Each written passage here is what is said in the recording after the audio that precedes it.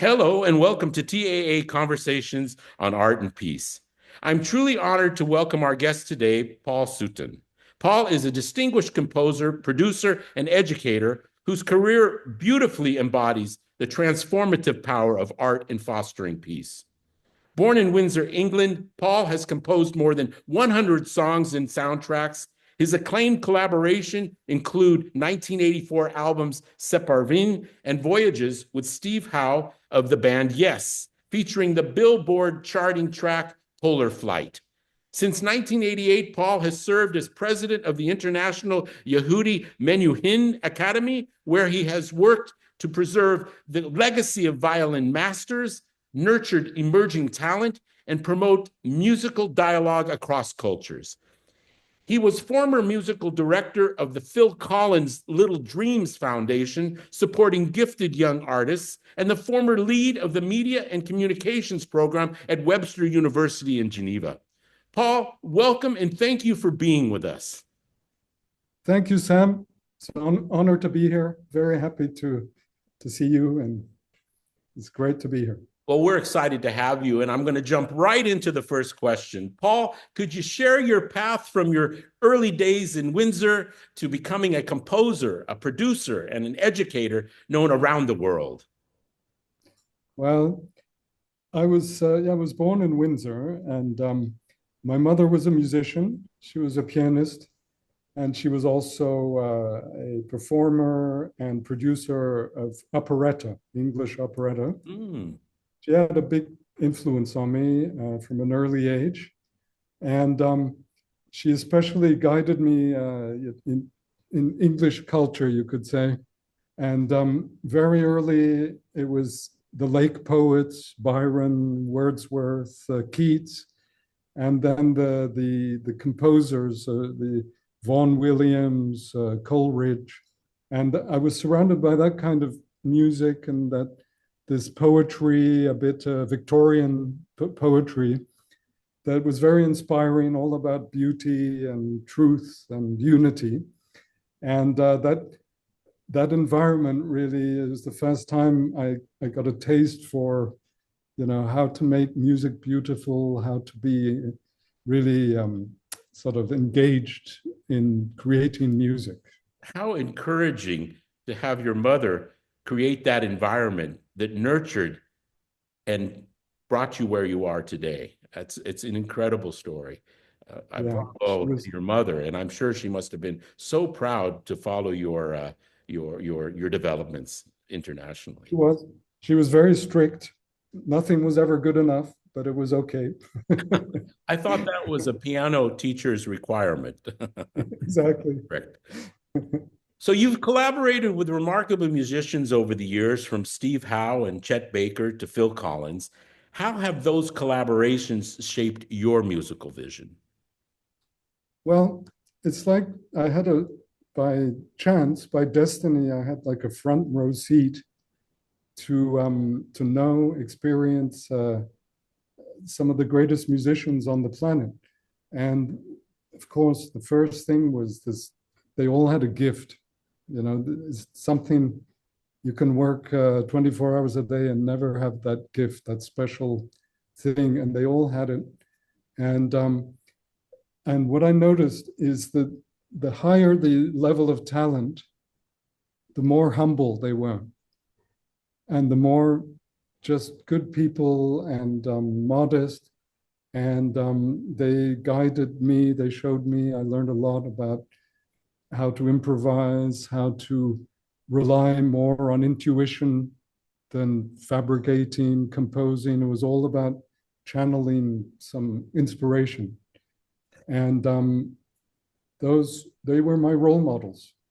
And they gave me the let's say, the security and confidence to really dive in and, first of all, just remain original, not try and copy anything, and discover my own path. I would say most people that have had the path that led you to where you are today would be completely full of themselves. And if you are not asked a question, you will not necessarily reveal your rich musical or academic career. And it's just, you're a fine example of what you just described. And, uh, and I I think admire I you had in that great regard. role models. Yeah. So in 2004, you founded Legend Music Studios here in Switzerland. What inspired you to create this space, and how has it served the music community? Okay, well, it's a long story because since the age of like 14, I was already playing around with 4-track tape recorders, that the Beatles were using in the 60s and 70s. And then I went to study in the USA and in San Francisco. And I arrived just in the time in the late 70s of the movement. And there was a lot of music going on and very inspiring. And I decided to go into a studio in San Francisco and record.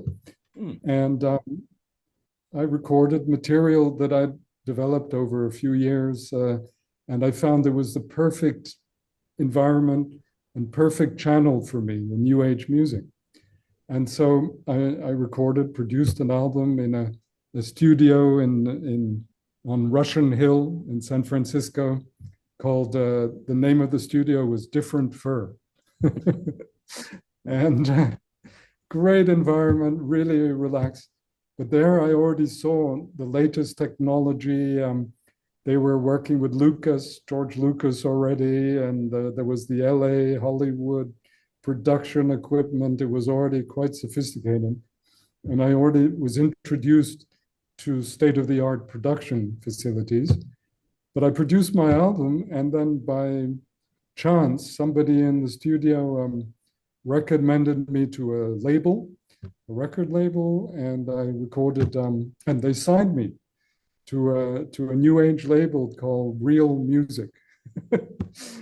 and and about 2 weeks after being signed, the entire album was played on NPR, National Public Radio. Yeah. It went out on a Sunday night in 50 states, and they played the entire album. And I remember my aunt who lived in Pittsburgh called my mother and said, "What is your son doing on NPR on Sunday afternoon?" And but the destiny of that was that yes, we're on tour in a tour bus, and they had NPR playing on the bus, and they heard that music, and they called their manager, who called the label, who said, Steve Howe wants to meet this guy. We love that style. It was the time in England of Brian Eno, and that kind of music. And so, sure enough, a few months later, I met Steve Howe, and we did 4 albums together, all in the New Age style. And we got this wonderful reward. We were in number 8, I think, in Billboard. And then everything opened up, and we were recording in LA in Capitol Record Studio. And I really saw this, the state of the art production in the world. And then came back to Switzerland, and I built a studio in my house and in the basement. But again, destiny had it that Yoko Ono and Sean were in town because Sean Lennon was going to school in Switzerland, and they booked my studio every weekend to record. Hmm. And so they came, and Sean tried all his songs out, and suddenly, they were my first clients, And then from there, Jermaine Jackson appeared for some United Nations conference and needed a studio. And, Michael Jackson's brother was sitting in the studio singing.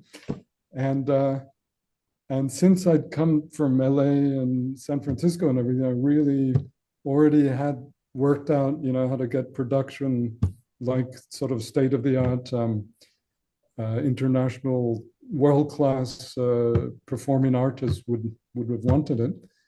And then after Jackson arrived Phil Collins, and Phil Collins recorded quite a bit in my studio, and then he signed to Disney for the Disney movie Tarzan and Brother Bear. Right. And at this point, my studio was like so busy that my wife kicked me out of the house because the people were coming in and out. It was like Grand Central Station, the house. And so I looked for a bigger facility, knowing that Phil Collins had to record the soundtrack for Tarzan. We needed orchestral space. And it also, in parallel, I had the meeting, which I haven't talked about yet, with Yehudi Menuhin. And so we needed space for classical recording. And so that's when I decided that I just should go for it. And I found an old warehouse, and we built this thing. And from the day it was finished, Disney were in there for weeks, and it went from Disney to Alicia Keys to Pink to Phil Collins, and it was a very nice sort Well, of organic, no marketing. but what an opportunity for these artists to find somebody with your cultural diversity, the new age experience, perhaps pioneering experience, which takes us to this experience that we'd like to explore a little bit further in regards to your experience with the Menuhin Academy. Could you give us a little bit more information on that? Because it's rather rare to have such a diverse portfolio and credibility. And I'd like to hear more about that, please. Yeah. Well, when I built the big facility, in parallel, I built a recording truck in a truck. And the idea was that the acoustics in beautiful, like Baroque churches in the mountains and are so beautiful that the idea would be to just bring the truck up there and record in that environment. And I had the chance to record the Menuhin Academy, who wanted to record. And then Menuhin himself asked me to record things. And then we had a great meeting and we started working together.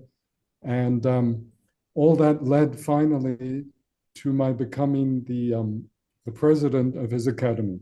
Wow. After a few years. And I think that it was really because I admired so much his humanistic vision of the world and everything he did for humanity that I was completely, overwhelmed, and he became the sort of mentor for me. And so I looked after his academy, and the mission was really to bring people together from all over the world. The actual concept that he imagined was to find exceptionally gifted young musicians and who didn't necessarily have the resources, the financing to study. And he would audition and find this type of young student. And then his mission was to pass the heritage of the great culture of classical music through the centuries on to these young gifted musicians. And then to have them play all together in our academy, we have students from all over the world. And they come together for 3 years and work as a team. They're always together. They're working, they're helping each other. They're playing chamber music till midnight. They're working on their classes in the morning. And they're bonding in an environment that has only one common denominator, which is music. And of course, for Menuhin, the key is this interlink between culture and music. Because in fact, for him, music is culture, but I'd say you can't really you can't play music without culture. you see. And so that's where the all my background in the humanities came into play, where I was able to, get into the culture of Europe, where the composers from Bach to Beethoven to Schubert, and how all the philosophy of the 18th, 19th century, how all that culture came together. And the influence on this young orchestra was just fantastic. And we toured the world from China, Japan, and we had, even today we have students from Russia, from Ukraine, from Israel, from Syria, from all countries where there are wars, conflicts. In the world of music, in our academy, all of that doesn't exist. What a delicate legacy that you were entrusted and which you have so nobly carried on in such a Yeah, wonderful way. It's a big attestation to his respect for you and mutual respect for each other that you were given the baton, if you will, and that you have so successfully, with such humanity and with such insight and understanding in the dynamic, the bigger dynamic of what you're doing to create oneness and further peace amongst individuals from such diverse backgrounds. Bravo. We applaud you for that. yeah, thank you. I mean, it's kind of like my moral duty. And he passed away in 1999, and we're still going strong 25 years later. And my mission, one of my missions in life is to make sure that we go on forever. Well, given your experience across many dimensions of music and education, how do you view the role of art and music specifically in promoting peace and understanding in the world today? Wow. Well, a a huge concept, and it's quite a difficult question to answer. But you can go at it from the intellectual point of view, and I can bring in my background in education, or you can go at it on the purely emotional, from the heart point of view. And when you ask that question, I mean, how does art influence? And then you think about peace, war.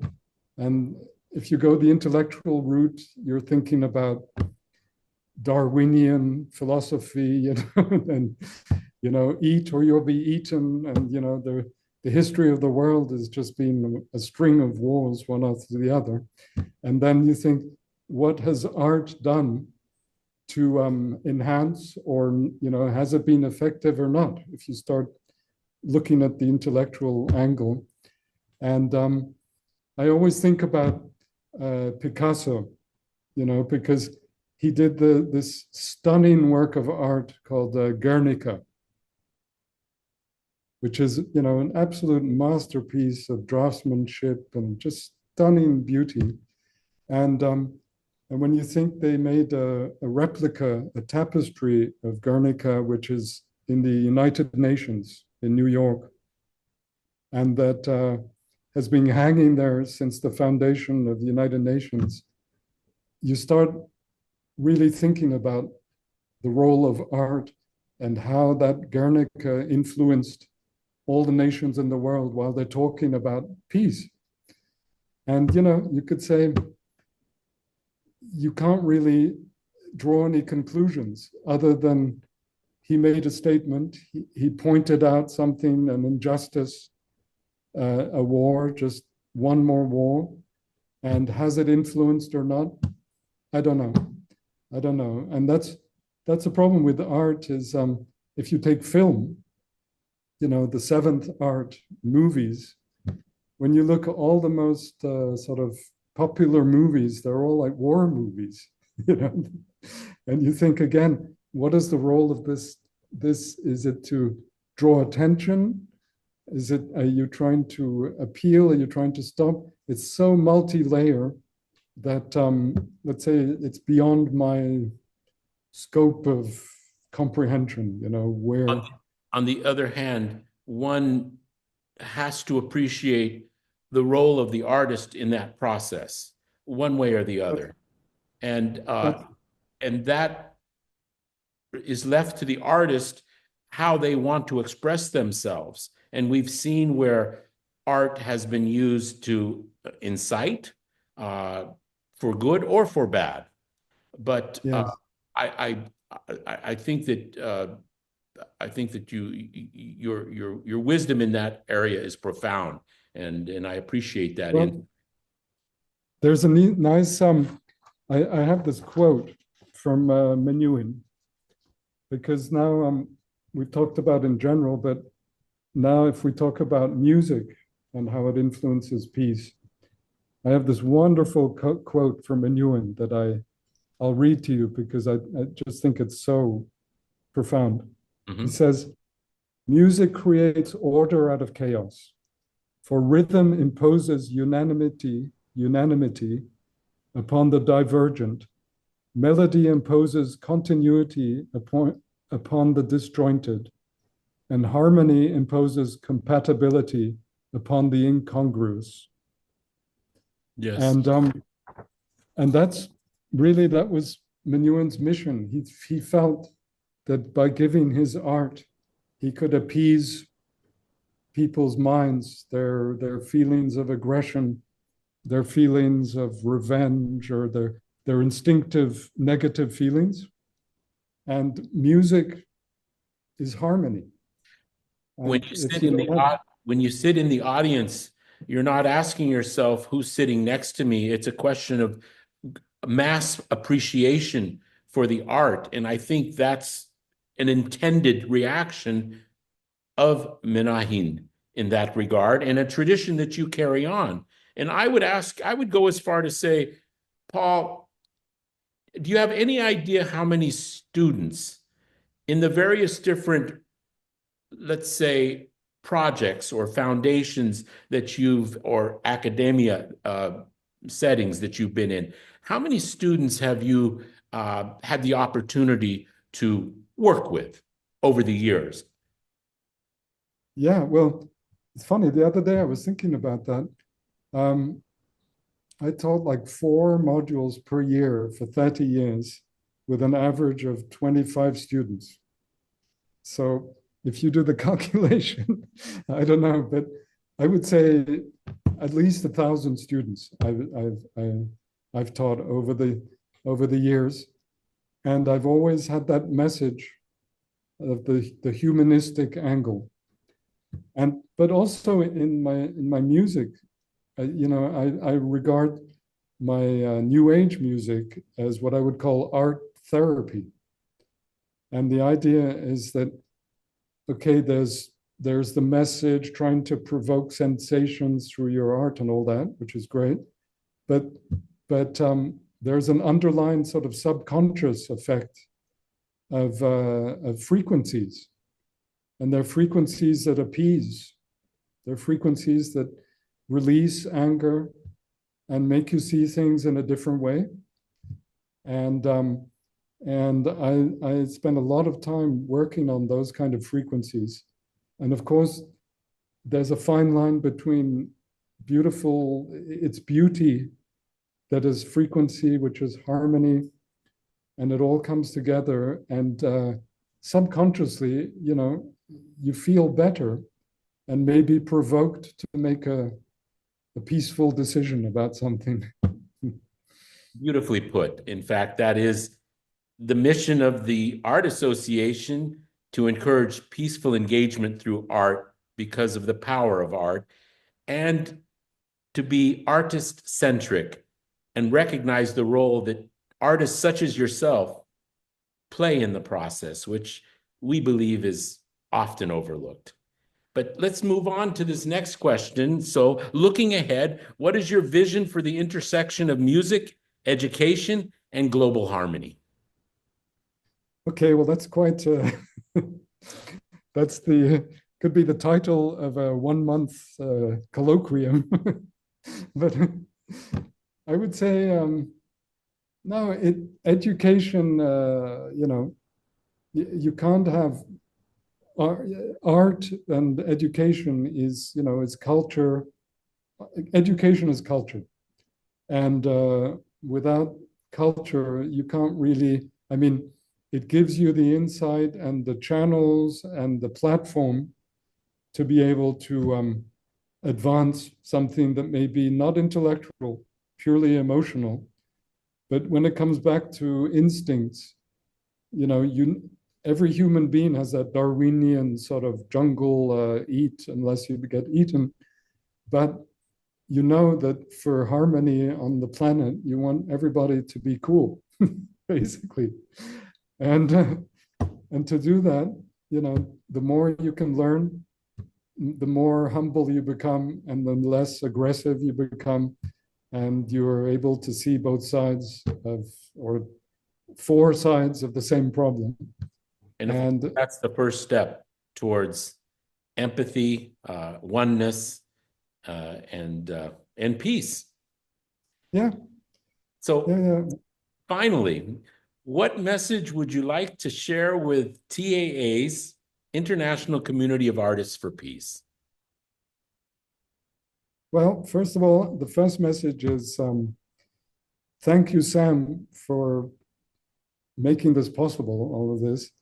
And I think, artists have to channel, let's say when I compose, I need to get some inspiration, and it's usually spiritual. I don't know where it's coming from, but there are weeks where I can't do anything, and suddenly for 3 days, it all comes, and I know it's not coming from me. It's coming from somewhere. And I think as artists, our responsibility is to channel that when we can, never give up, keep on working, great work ethic, keep on working to channel a spirituality that can help heal, can reduce aggressivity, and hopefully it'll provoke some good energy on the planet. Paul, thank you so much for sharing your story and insights with us today. Your career is a powerful example of how creativity, compassion, and dedication to education can converge to build bridges between people and across cultures. Through your music and your leadership, you've brought hope and opportunity to so many and inspired us to keep asking how art can help make the world a more peaceful place. We're grateful for your presence and for the work you continue to do. Thank you very much, Paul. Thank you, Sam. It's really a pleasure, and I really hope that I can contribute to this great project.